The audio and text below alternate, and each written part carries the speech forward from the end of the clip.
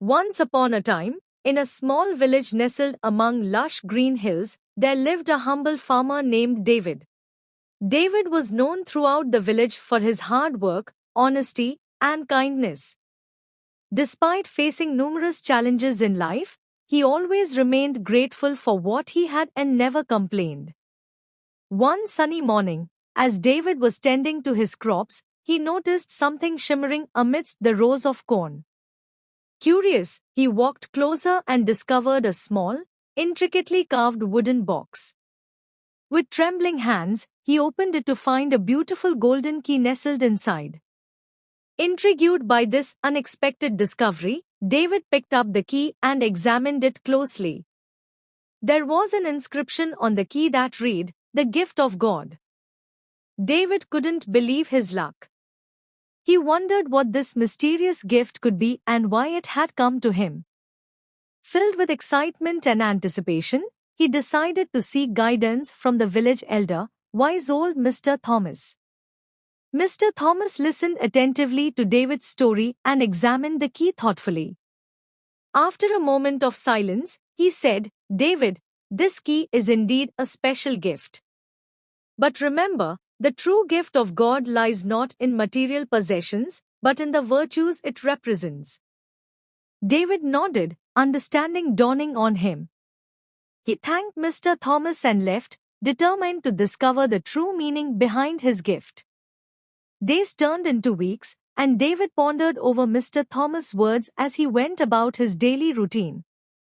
He made a conscious effort to practice patience, kindness, compassion, and gratitude in everything he did. One day, while David was walking through the village market, he noticed an elderly woman struggling to carry her heavy basket of groceries. Without hesitation, David rushed to her aid and offered to help her carry the load to her home. Grateful for his assistance, the old woman thanked David profusely and insisted on inviting him in for tea. As they sat together, she shared stories of her life, her joys, and her sorrows. Moved by her kindness and wisdom, David realized that true wealth lay not in possessions, but in the connections we forge with others and the love we share. As he bid the old woman farewell and continued on his way, David felt a sense of fulfillment wash over him. He understood now that the key he had found was not a physical object, but a symbol of the values he held dear.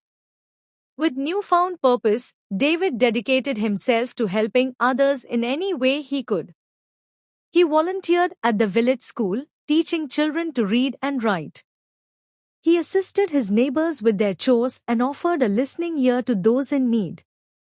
Word of David's selfless deeds spread throughout the village, and soon he became known as the embodiment of the gift of God. But for David, the greatest reward was not the praise or recognition, but the joy he found in making a positive difference in the lives of others.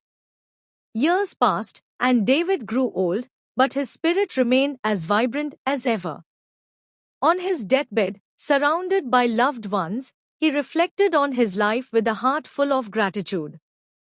As he closed his eyes for the final time, David knew that the true gift of God was not something to be found in a wooden box or a golden key, but in the simple acts of love, kindness, and compassion that he had shared with the world. And in that realization, he found peace. Thank you for watching this video. Do like and subscribe.